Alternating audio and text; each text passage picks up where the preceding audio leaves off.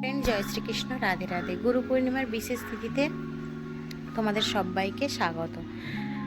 2024 সালে 21শে জুলাই পড়েছে গুরু পূর্ণিমা।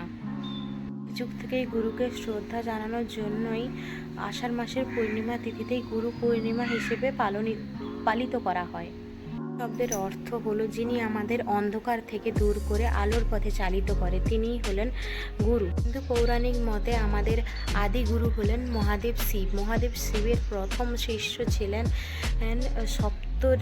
বেদের সপ্ত ঋষিদের মধ্যে 7 জন ঋষি। তিন যুগে এই দিনেই মহাদেব রূপান্তরিত হয়েছিলেন আদি গুরুতে। দিনেই মহাদেব শিব 7 জন ঋষিকে শিক্ষা প্রদান করেছেন। বহু স্থানে এই দিনকে বেদব্যাসের জন্মতিথি হিসেবে পালিত করে।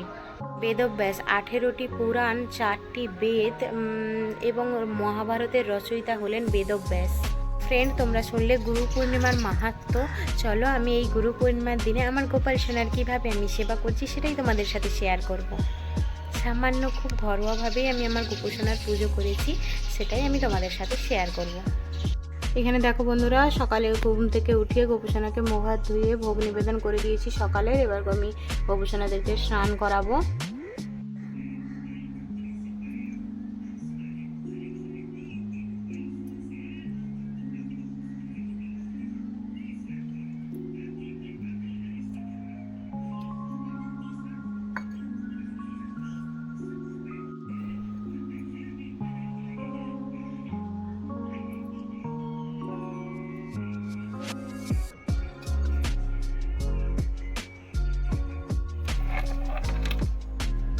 গোপোষণাদেরকে একটু সাজুগুজু করিয়ে দেবো এবারে।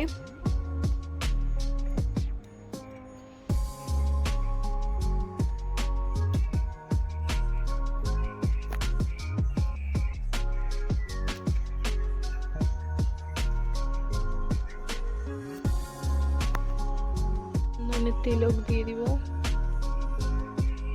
তাহলে তুলসী দল নিবেদন করে দিলাম।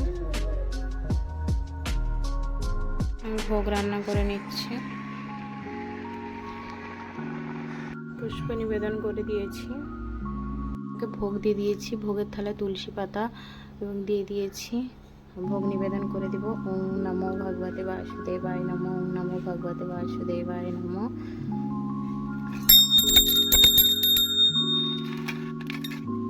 গোপোষণাকে একটু খাইয়ে দেব।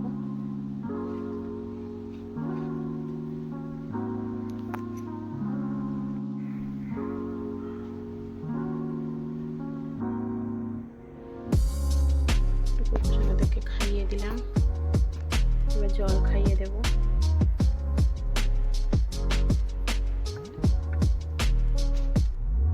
আরতি করে নেব।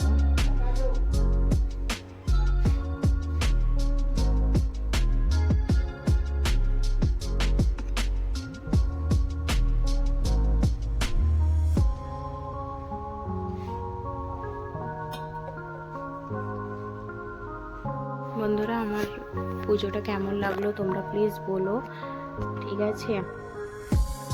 গুরু পূর্ণিমার মতো একটা শুভ দিনে আমি আমার গোপাল সোনার সেবা ঠিক এইভাবেই দিলাম, খুব সহজ সরলভাবে দিলাম। তোমাদের ভিডিওটা কেমন লাগে তোমরা প্লিজ বলো। ভোগ দর্শন করে নাও। এই দেখো, এই যে আমার গোপাল সোনারা বসছে, ভোগ গ্রহণ করছে।